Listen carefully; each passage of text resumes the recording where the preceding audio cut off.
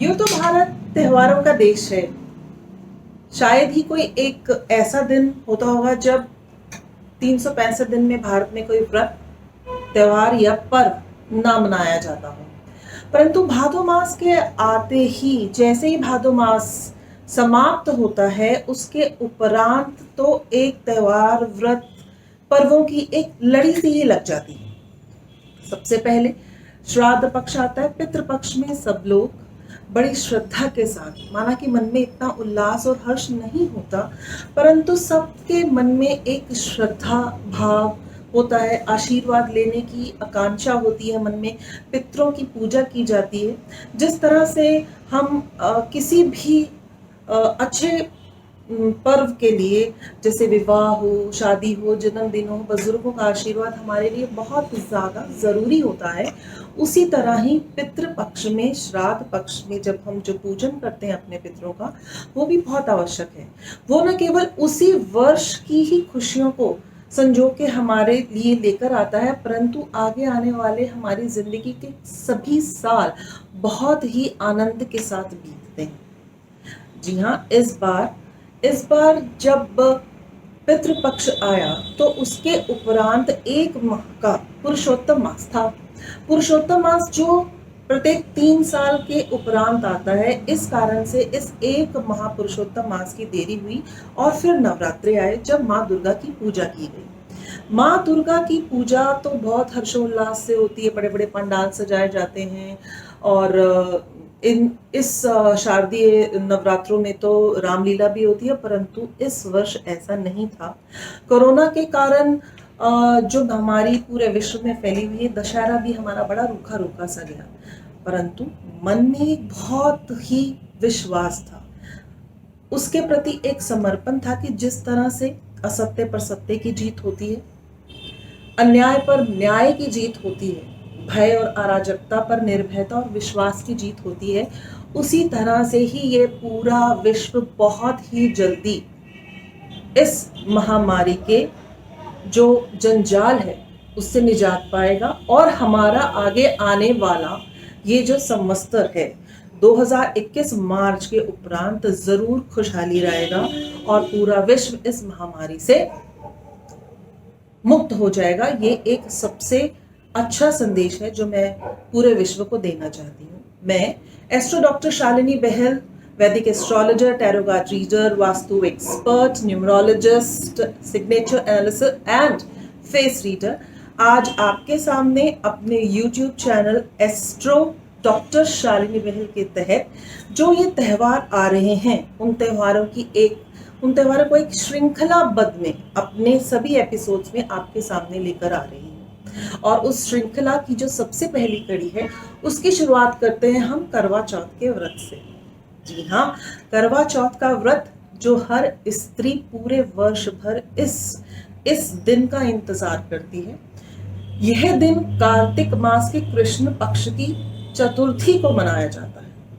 इस दिन सभी स्त्रियां, जो सुहागन स्त्रियां होती हैं, वो निराहार और निर्जल व्रत उपवास रखती हैं अपने पति की दीर्घ आयु के लिए, अपने जो संबंध हैं उनमें मिठास लाने के लिए और अपने पति की अच्छी सेहत के लिए।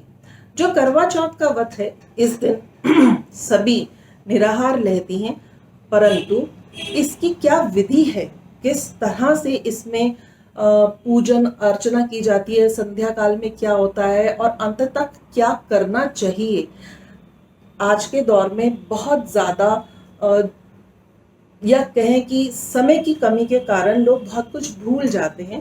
तो मैंने सोचा क्यों ना मैं अपने इसी एपिसोड में बहुत कम समय लेते हुए आपको इस विषय की जानकारी दे दूं। सबसे पहले तो कहते हैं कि एक दिन पहले सब अपने हाथों में मेहंदी लगाती हैं और सुबह सुबह जब तारों की छांव होती है तब सरगी की जाती है। इसमें भी सबके अलग अलग रिवाज हैं। कुछ लोगों के यहाँ सरगी की जाती है, कुछ लोगों के यहाँ सरगी नहीं की जाती। उस सरगी में आप लोग 5 साढ़े 5 बजे से पहले जो भी आहार है और उसके साथ जो जल है, स्त्रियां ग्रहण करती हैं और फिर दोबारा से हाफ एन आवर के करीब एक नैप ली जाती है। फिर सुबह उठकर माँ पार्वती और गणेश जी की आराधना की जाती है। इस दिन शायद आप में से बहुत लोगों को इस विषय की जानकारी होगी कि महाभारत के समय में जब अर्जुन नीलगिरी पर्वत पर तपस्या करने के लिए गए और तपस्या के उपरांत जब वो काफी समय तक वापस लौट के नहीं आए, तब द्रौपदी के मन में बहुत तरह की भ्रांतियां उत्पन्न होने लगी और भय सताने लगा। तब श्री कृष्ण भगवान ने उन्हें कहा कि जिस तरह से भगवान शंकर जी ने मां पार्वती को विघ्नहर्ता की एक कथा सुनाई थी जब उन्होंने कार्तिक मास के कृष्ण पक्ष की चतुर्थी को निराहार व्रत किया था, मैं आज तुम्हें भी उसी व्रत को करने के लिए कहता हूँ और ये कथा सुनाता हूँ। जी हाँ, ये वो ही कथा है जो सभी सुहागन स्त्रियां संध्या काल को एक शुभ मुहूर्त में पंडित जी के द्वारा या पंटाइन के द्वारा या कहें तो आजकल ऑडियोज के द्वारा ये कथा सुनती हैं, जिसमें वीरवती की कथा सुनाई जाती है जो 7 भाइयों की एक बहन थी।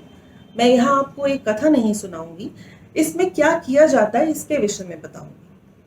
तो हम थे जहाँ जब उन्होंने सरगी खाई और उसके बाद सरगी के समय पर भी हम सब 16 श्रृंगार करते हैं। स्त्रियों की जितनी भी उम्र हो, चाहे वो 50 की हो जाए या 60 की हो जाए, 16 श्रृंगार तो उनको करना बहुत ही अधिक प्रिय है। शाम को भी वो नए वस्त्र पहनकर एक जगह एकत्रित होती हैं। कई जगहों में तो इकट्ठा मनाया जाता है और कई घरों के रिवाज के अकॉर्डिंगली इसे अपने ही घर में ही मनाया जाता है। उसमें एक थाली लेके जाते हैं, करवा लेके जाते हैं जो मिट्टी का बना हुआ होता है, और एक तांबे के लोटे में जल लेके जाते हैं। जो थाली होती है उसमें आप ये कहें कि कुछ मिठाई, जो भी सीजनल फ्रूट होता है वो, श्रीफल, मठरी, ये लेके जाते हैं और कुछ रुपए। साथ ही जो जल होता है वो खाली नहीं रखते, तो उसमें थोड़ा सा अक्षत यानी कि चावल, दूध और एक सिक्का रख दिया जाता है। उसके साथ एक दिया लेकर सब औरतें एक जगह एकत्रित होती हैं। वहां पर एक थाल में या एक चौकी पर गणेश जी की प्रतिमा अगर ना हो तो सुपारी को ही गणेश जी बनाकर उन्हें रखा जाता है और उनके साथ साथ माँ पार्वती आराध्या मानकर उनकी भी पूजा की जाती है, जिसमें सबसे पहले अपने हाथ से कुछ निकालकर जो भी सामान आप लेके जाते हैं वो रखा जाता है और उनसे आशीर्वाद के रूप में वरदान प्राप्त करने के लिए सभी औरतें करबद्ध होकर विनय अनुनय करती हैं कि हमें सुहागिन रहने का आशीर्वाद दें और हमारी पति की निरोगी काया हो, हमें अटूट प्रेम और विश्वास बना रहे। इसके उपरांत वो पंडित जी से कथा सुनती हैं और थाली को फेरा जाता है। थाली के फेरने के बाद जब वो अपने घर लौटती हैं तो जो भी वो कुछ लेके गई होती हैं उसमें से कुछ बेया निकालकर वापस आकर वो अपनी सासू माँ को देती हैं, या अगर सासू माँ नहीं हो तो कह सकते हैं कि अपनी ननद को देती हैं या अपनी बेटी को दे सकती हैं और आशीर्वाद के रूप में उनसे अपने सुहागिन होने का आशीर्वाद प्राप्त करती हैं। इससे उनमें भी बहुत अच्छी बॉन्डिंग बनती है। सासू माँ को बेया देने के उपरांत अगर उन लोगों ने अलाउ किया होता है आपके घर के बुजुर्गों ने, तो आप चाय, जल, दूध या जूस ग्रहण कर सकते हैं। फिर इंतजार होता है चंद्रमा के आने का। जी हाँ, वैसे तो चौथ का चंद्रमा देखना शुभ नहीं माना जाता, परंतु ये जो कार्तिक मास के कृष्ण पक्ष की चतुर्थी का जो चंद्रमा है ये बहुत शुभ माना जाता है। अपने साथ ये ढेरों आशीर्वाद लिए हुए आता है, देवी देवताओं का भी आशीर्वाद अपने साथ संजो के लाता है। और ये कच्ची चौथ होने के कारण ये 8:15 से 8:45 के करीब ये चंद्रमा निकल आता है।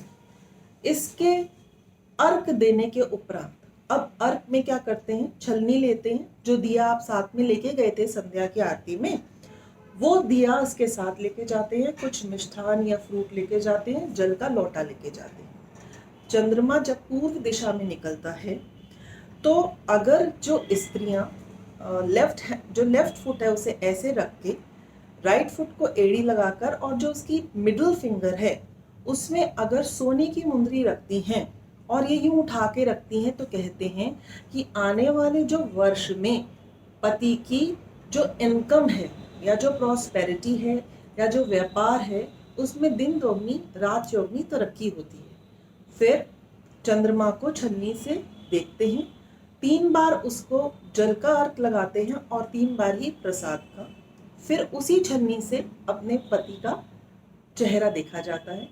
जो बुजुर्ग खड़े होते हैं उनका आशीर्वाद लिया जाता है और सबसे पहले पति पत्नी को जल देते हैं और वो जल ग्रहण करती हैं। हो सके तो पत्नियों को अपने पति के भी चरण छूने चाहिए और आशीर्वाद प्राप्त करना चाहिए। बड़े बुजुर्ग उन्हें सदा सुहागिन रहने का आशीर्वाद दें और पति ये वादा करें कि उनके साथ विश्वास और अटूट प्रेम का संबंध इस जिंदगी में बहुत अच्छी तरह से निभाएंगे। और आजकल तो ये ट्रेंड भी है कि कई पति अपनी पत्नियों को अपने प्रेम का एहसास दिलाने के लिए वो भी करवा चौथ का व्रत रखते हैं। तो इस एपिसोड में मैंने आपको बताया कि हाउ यू एंजॉय दिस करवा चौथ का व्रत। सब टेंशन्स भूलकर आप अपने परिवार और अपने पति के साथ इस करवा चौथ के व्रत को खूब एंजॉय करें, अच्छे से मनाएं और सभी को भगवान माँ पार्वती और गणेश जी का आशीर्वाद बना रहे। इसी के साथ मैं इस एपिसोड को विश्राम देती हूँ और नेक्स्ट एपिसोड में मैं आपको ये बताऊंगी कि करवा चौथ के दिन हम क्या करें, क्या ना करें, किस चीज़ का दान देना हमारे लिए अच्छा रहेगा। तब तक के लिए नमस्कार।